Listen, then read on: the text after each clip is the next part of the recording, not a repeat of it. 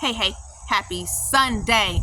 I missed Wednesday's video, didn't I? So I apologize, and I said I had a very important announcement at the end of my video last week, and I do.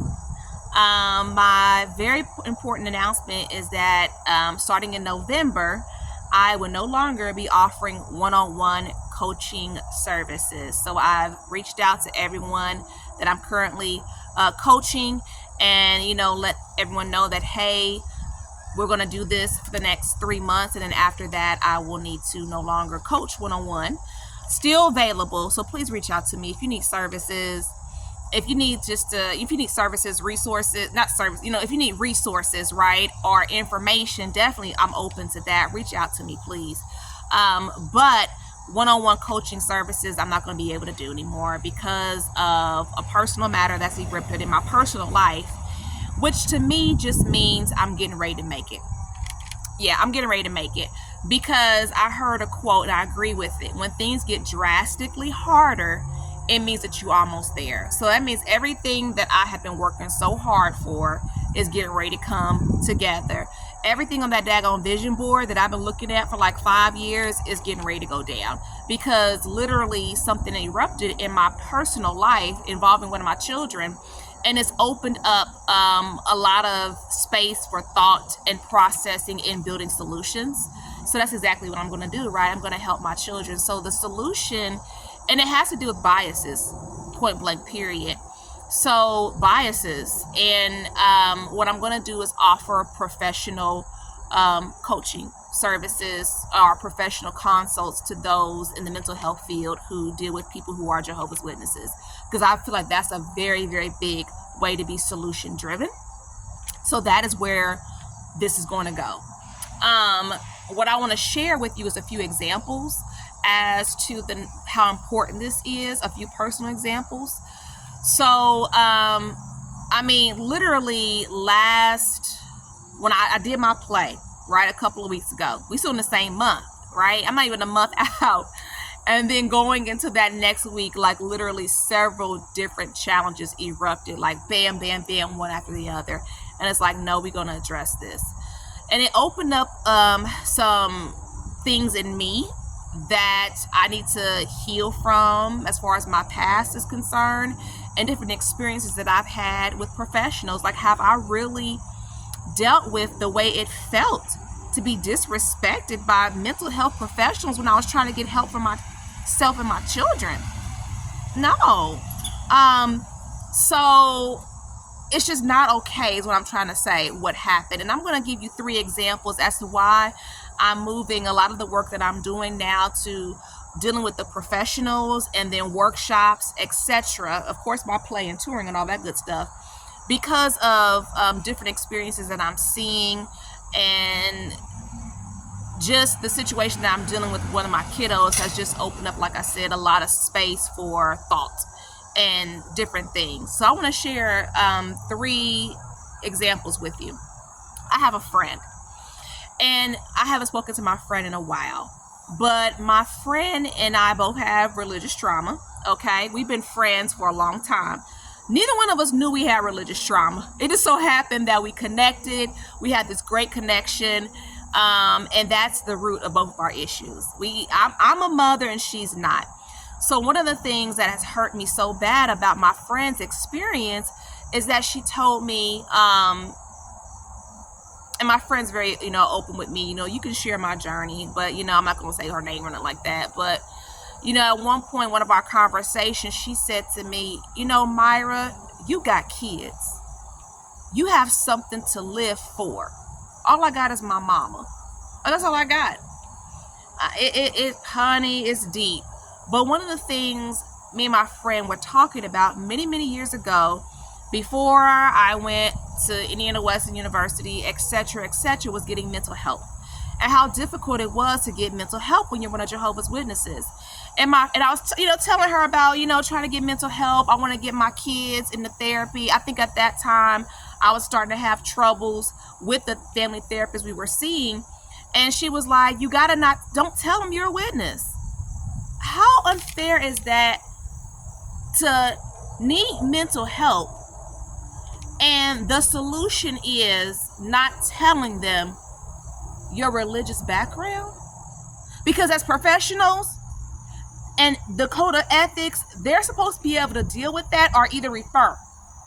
And it's crazy because after looking at what I went through, trying to find family therapists for myself, and even when I look at what I went through individually years before with a few therapists, remind you, not every situation has been a bad situation, but I've had some bad situations, okay?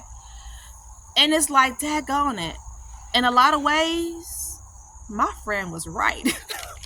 Like, it would have probably been a better situation if we didn't have to disclose that, especially for the second family therapist that we were seeing, for it to be literally an argument that erupted during a session with my children present because that therapist did not understand how to handle the religion of Jehovah's Witnesses and is literally on the website trying to point out some stuff that she understood wrong. How horrible and how abusive is that to go through a situation like that? You're supposed to be the professional giving help. That's one example. Another example is being in a space. It was a domestic women's violence space, right? So I need help. I'm at a situation where I didn't realize that I had never grieved the loss of my ex-husband. So I'm starting to grieve, right? And being in a space with this individual who, you know, I trusted. And I value the moments that we had together because when it was good, it was good. But then after she like uplifted me, we had this wonderful session. She closes the session with, I don't want you people coming after me. I'm sorry. Black woman to black woman, who are you people? She's talking about Jehovah's Witnesses. And it came out and you could tell like, oops, maybe I shouldn't have said that. But see, now I know that this whole time that's been burning in you. And that's been a concern for you. That's example number 2. Example number 3 is looking back in my journey way back, because I've said it a couple of times before, going to domestic women's counseling services on and off for 10 years, just trying to break free. And now I'm sitting up here with the mind that I have not now, looking back going, oh my goodness, I really wasn't getting help like I was supposed to be getting helped in 10 years. Because there was such a disconnect with the religion. And one of the examples that I will share from the many I can provide at this moment is the fact that at one point I was urged to go to a shelter.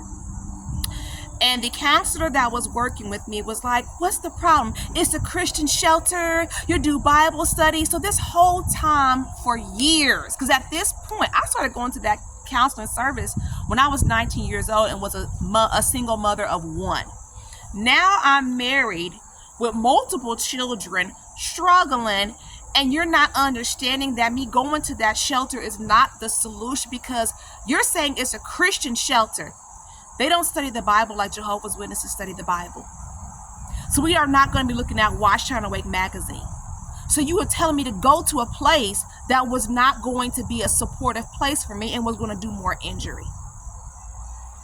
So because of these things, and other experiences that I've had in my life, and I'm talking about now that I've dealt with this situation I'm dealing with my child, it's opened up the door for me to finally heal that little kindergartner who was going to school and hated school and felt sick. And I'm looking at, and I thought my kindergarten teacher was so mean. And now I'm questioning certain things that I experienced in kindergarten going, oh my God, is this bias? So if you need me, reach out to me. Let me go ahead and get my clothes real quick. Myra Cassidy, empowerment coach, religious trauma specialist, writer, actress, though I'm not going to be offering one-on-one coaching services. If you need resources, please reach out to me. I'm still going to have this channel. My focus is more going to be on dealing with like professionals, right? And making sure that they know how to deal with this population of people, no matter what they decide to do. It's still terminology and word and vocabulary that you need to understand. Words and vocabulary, not like the word, the Bible, words and vocabulary that need to be understood to properly help this population of people, no matter if they want to stay in the religion, exit, if they're disfellowshipped or inactive, whatever. there's a disconnect here. So long story short, I do not represent the Worldwide Association of Jehovah's Witnesses. I used to always say I coach. Well, actually, yeah, I coach professionals now and offer professional consulting now and workshops, and I do my play and etc. etc. So I'm not a therapist. I do not represent the Worldwide Association of Jehovah's Witnesses. So definitely look in the comments below for more information or to reach out to me if you need services, like resources I'm talking about. Reach out to me. All right, I'm out. Happy Sunday.